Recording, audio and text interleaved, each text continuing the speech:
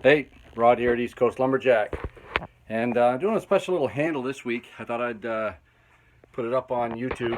I'm doing it here so you can see it. I'll set her down here. So it's a French curve. I'll show you the pattern. Had a guy on email me. Can't remember exactly where he's from. Let me look here. Actually, Fort Mac, Alberta. And the pattern is basically this. It's if you look down at it, it's got some nice sweep. So it's got a big flare at the top. So it makes a nice shoulder for the head to sit on. So it's a French curve. That's what he called it. It's got a big flare at the palm swell. So it's a pretty snazzy looking handle. So this is I made a pattern. So I'll add that to the website. The website's down right now. We had somebody liked my site more than me. Anyways, I was hacked, so the site is down. I've got a good guy right across the pond here making me up a new site. So I'm sending him pictures and all the information again, and it's quite a pain to redo it all again, but whatever, no big deal. We'll get her done. So anyways, I'm finishing this French curve, and I installed a new vise. Hey, let me show you this. Can't believe it, of all the Chinese junk that they sell at Princess Auto. Found this thing. This here, a Castillo, and it looks to me like it's German. I looked at the box. Let's go see. We can see the box again. I tried to find where it was made on the box, and here's the box here, and there's a lot of different writing up here. I mean, it's all obviously one of them's English, but the other ones look like they're actually German. But I looked all over the box. I can't find any place on here that says where it's made. But I'm pretty sure it's German, given the quality of it. But man, it works smooth. The handle slides smooth in it. It's got rubber grommets on each end. I've had those Mastercraft swivel vices forever, and I just keep going through them over and over and over again because they're poorly made. So anyways, this Castillo, man, it's working some smooth. I'm really liking it. So hopefully it'll last me quite a while. So the French curve, the biggest thing with this French curve is keeping the same width the whole way along it, and keeping your curves smooth, all your contours. So the Stanley wood rasp, as I said before, is quite handy for putting your curves back in where they should go, flattening out other spots. So that's what I'm doing right now, making it all the same width. They got a couple of little things never come out perfect on the bandsaw, so you're always, fine-tuning them here once you get them on the vise. So it's the top of it is quite similar to the American felling axe with that big shoulder. So I'm going to do some videos in the next few weeks on hanging an axe. And what I've always told people, don't put shoulders on your axes because it creates a natural weak point. Okay, here's an example here. Here's an old one that was hung. And you can see there's a little bench right around here. Okay, so that's a no-no. Here's one that I hung. Here's an old one. You can see it just comes right smooth out of the eye. It's a beaut. That's a sweet little handle. I'm not sure. Send the word out on YouTube land. This doesn't have a. I got this axe. Actually, I got two of them. This one and this one, and I have no idea whose they are. So this is a little one. I haven't put the handle in it yet because I don't know how long you wanted it. But somebody dropped these off about 10 years ago. I hung this one. I've been waiting for him to come back and say, "Hey, my handle's done." He's never come back, so they've sat here on the bench for about 10 years now. And I'd really like to get them to the right owner, but I don't know whose they are. Anyhow, the other thing with this French curve, it's a little bit wide down here at the handle where I did it on the bandsaw, so I'm going to use a Stanley wood rasp and bring that in. I can show you what I'm doing here.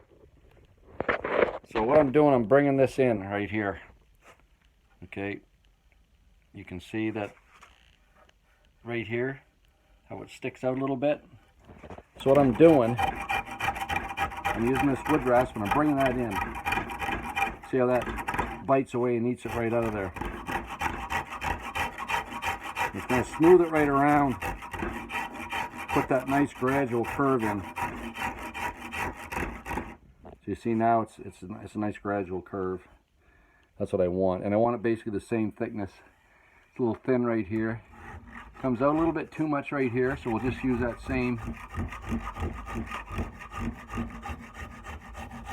Bring that around there, nice and smooth the whole way along. So anyways, it's a pretty good looking pattern. I like it. I know I'm bouncing you around a lot. Apologize for that. So I just wanted to show you. Sometimes it's better for people to see what you're actually doing, so then they know what to do at home.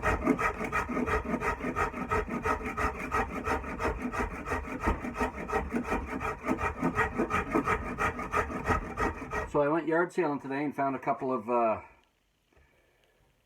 axe heads. They're nothing special. They were $5, so, but they were in fairly good shape. There was a fair bit of use left in them, so I bought them. So now I've got about 10 heads here, and the next couple of videos I'm going to show you how to properly hang an axe head, or at least my version of proper. Everybody has their own way of doing things. My technique, of course, comes from the Aussies and the Kiwis who hang racing axes. So my reasoning was always, if you can hang a 5-pound razor blade without getting in trouble, that's probably a pretty good method to use to hang your axes.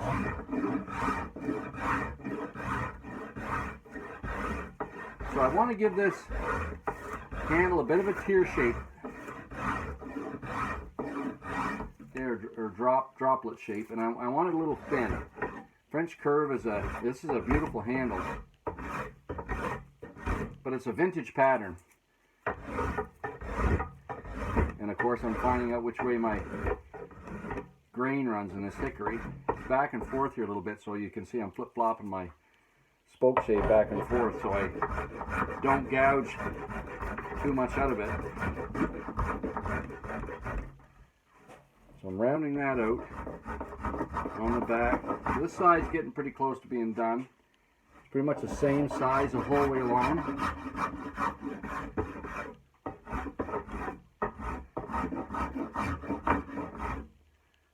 I need to post some other videos of chopping wood. We've been chopping a bit of wood. I've been threatened within an inch of my life not to say how much training we're doing, but I'm 57 right now, so I'm competing with the young pups in Canada in the Eastern qualifier in Moncton here, June 18th. Man, it's brutal.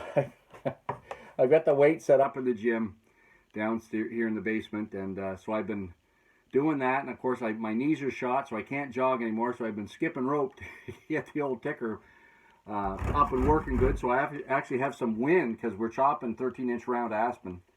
And the underhand chop, standing is fine, single buck I do all right at, but boys, that underhand chop just sucks the wind right out of me. So I've been skipping rope trying to get in shape, and it seems to be working. We're going to find out in 6 days how well it's working.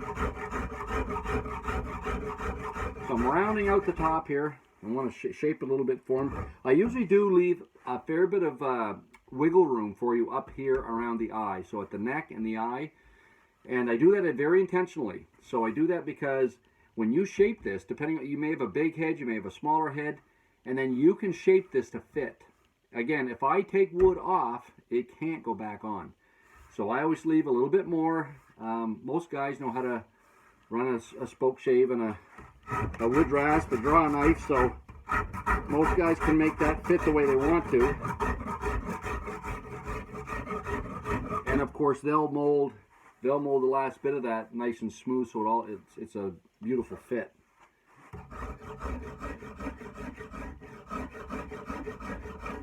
So this is almost done now. I'm just rounding out the edges just a little bit more before I put the final. Okay, now I got to do the palm swell down here. Now the palm swell is it's a nice palm swell too, actually, from the picture. So I'm trying to replicate that. It's got quite a flare at the back, which is again fairly similar to the American felling axe pattern that we use here on the East Coast. So I'm just about done. Let's just look at this one, see what you think. It's going to Fort Mac. And you want to keep that teardrop shape also at the front of your palm swell.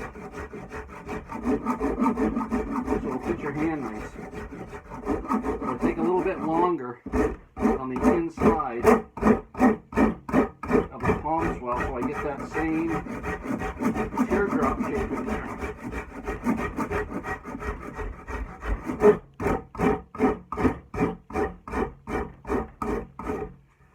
Okay, oh yeah. Yeah, that's coming now. Okay. So I'll bring it back again at the risk of all the racket. I know that happens. So here it is right here. Okay, so you can look up it and see. It's a pretty sweet looking handle. Lots of nice curves to it. So that side's just about done. All you need to do now is switch over to my trusty Nicholson that I got at Home Depot. Great little find. So this is just smoothing out all those rasp, those big creases that the rasp left, and it does it fairly fast. It's a pretty good little tool.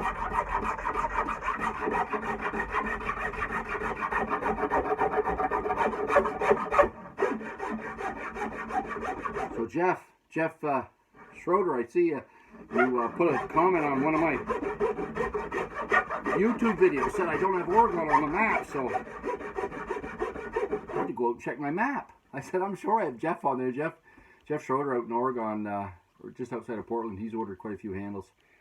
And he's a feller, he's a West Coast feller, so he has some wedge bangers that he's put together. And I was pretty sure he was on the map, so I had to go out and check it. He's there. I was panicking for a bit, but no, Oregon's on the map.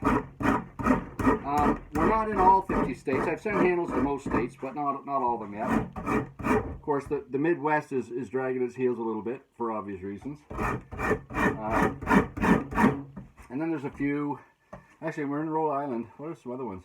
Delaware. I think Delaware is one that's still not. We're not in. A couple of the other states that don't have a lot of forest.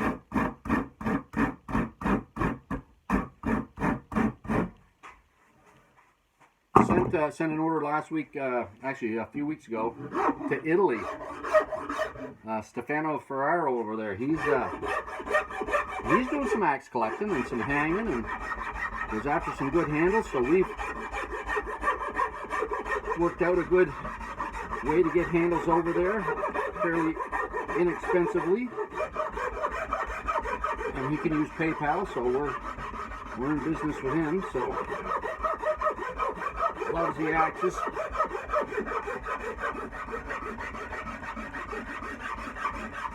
Loves the handles, I should say. So just this axe, the grain's going a little bit different. I usually can rasp the opposite way, going up, but this one here, the grain's going the opposite way, so I've got to rasp it going down. And that's pretty smooth there. And we're just going to do the back side of it, and we'll flip it over.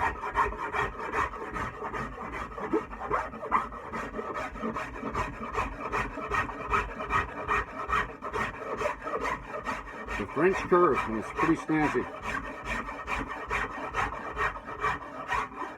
The other thing, you need a little bit wider piece of wood because your sweeps are so great. They're so pronounced. You need, rather than your regular 4-inch, I look for one.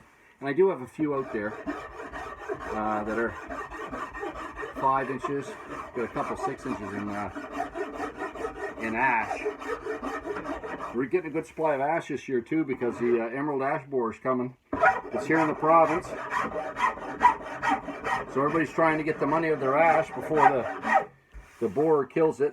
So there's that side. Let's take a look. Pretty sweet. I've got it rounded out the bottom on this side.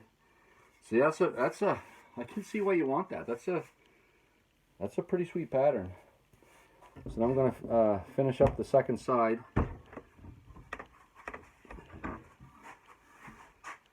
Yeah, nice and sleek. So same thing here. I've got my grains going the other way, so I've got to work my spoke shave up the handle there. Now it's changed again, so I got to work it down the handle here, and then it switches again here before we get there. And that's different there too. When you see it grab like that, then you got to switch it back right here, and then it switches right here again. So then it switches again. So sometimes if it switches a lot like that, there's a way to get around that with your draw knife, your spoke shave and draw knife. And that's just to switch out to the wood rasp, which I'll do here in a second, because I'll want to smooth that out. Man, that is a sweet, that's a sweet handle.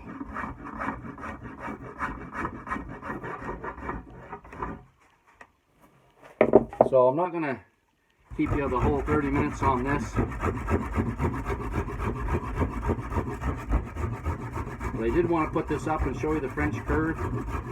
I'll take some pictures of it, and then I'll put it up on the new website. When it goes up, there's a new pattern that I wanted to show it to you. The other one I'm really liking is that Moore vintage. And my buddy Wayne Moore is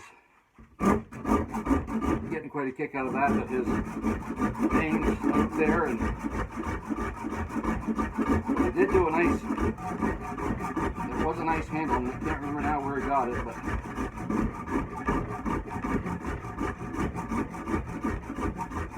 now the other thing that happens sometimes, I'll show you this too. The other thing that happens sometimes, because I always take my wood from the outside, from the cambium, as close as I can get to the bark. So every now and then, as you can see here, we get a little bit of bark out here. Now, ash bark is a little bit problematic because it's softer. It's quite soft. Hickory bark, I have no problem leaving that on. You can't beat that off. Hickory bark is unreal tough. Now I'll shape that down a little bit more, and then of course I put the bevel on the edge, so I'm going to get rid of almost all of that bark, but there'll be a little bit left. But I'm not at all worried about it, because again, it's tough as boiled owl. So it's really hard to separate even after it's dry. And hickory bark's tougher than most of our wood here, so I'm not worried about toughness either.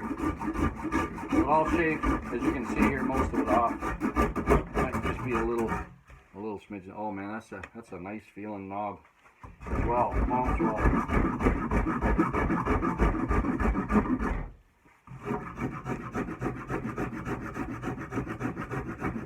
So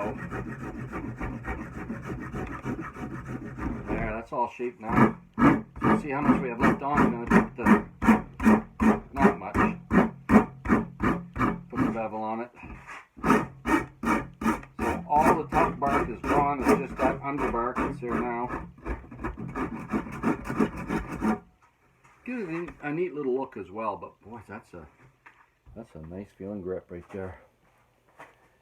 So we'll round it out here, and we're pretty much done. French curve.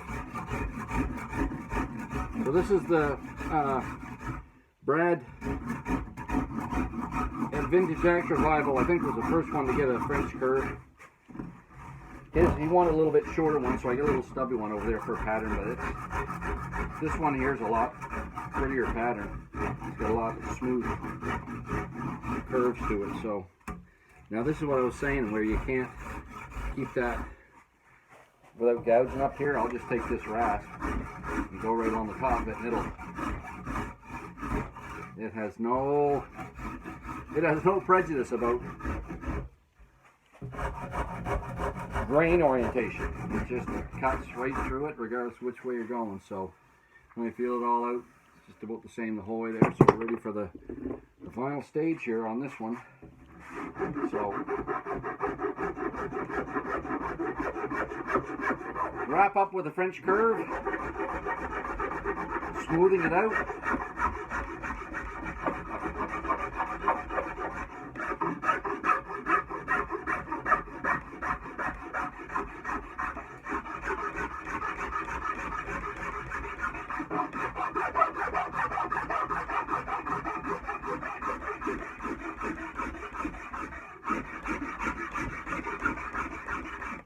We're also going back to the Timber Lounge tomorrow. So Darren Hudson, not sure if you guys know Darren, you have to check out World Champion Log Burlers. Because Darren Hudson, he's a young pup, younger than I am. Anyways, he was a World Champion Log Burler back in the day. He was pretty awesome on the log. And he ventured out into this axe throwing business, so he's got a axe throwing bar down in Halifax, and he's opened one in Moncton, New Brunswick. And tomorrow he's hosting the Eastern Canadian qualifiers for the axe throw. So there's a few of us old farts going down, and a bunch of young people that are all going to get down and throw axe.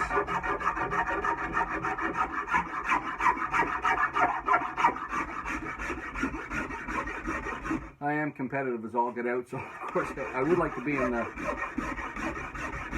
top, however many they send to the Worlds. The Worlds are being held this year in Barrington, Nova Scotia. So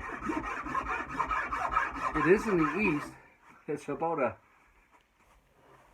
almost a 12-hour drive from here in Fredericton. Where's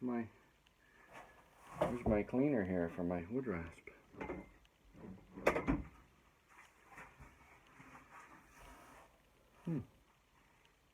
I stuck that. Oh, there it is. Just fell over a little bit, so it's right here. That's a great little rig for cleaning your rasps out. Get your back, boys. That's a nice feeling handle. You're gonna like it when it's done. So when you rasp out any of those digs that you took out when you went against the grain,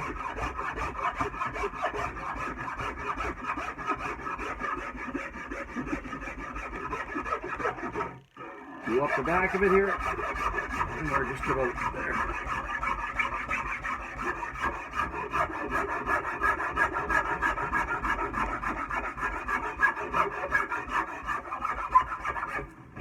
There.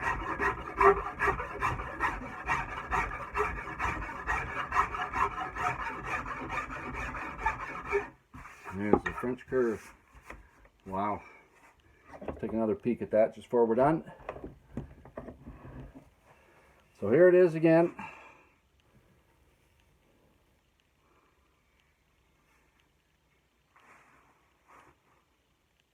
Good grain orientation. Straight down the barrel. Oh, I got to do it that way, I guess, for you to see. So it's, man, that's got a pile of sweep. Lots of sweep to it. So if you're not used to a lot of sweep, you might not like it. But this, I think it'd be awesome on a wall hanger, or we'll have to put this in a axe head and try it eventually, this pattern, and see how it actually works as a working axe handle. I look down here and see the couple of more ridges that need to be smoothed out.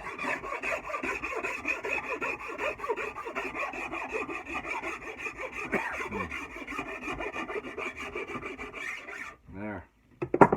Beauty. So there it is. The Le Français curve. French curve. Don't mean to butcher your language, guys. I wish I could speak it a lot better than I do, but it's en français. Not sure what curve is, but it's It's a French curve, and it is a dandy.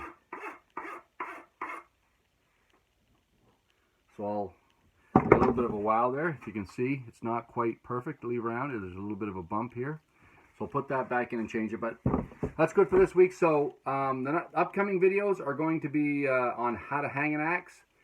So get your pen and paper, and I'll give you some good pointers for how to do that properly. So that's coming right up. East Coast Lumberjack signing off.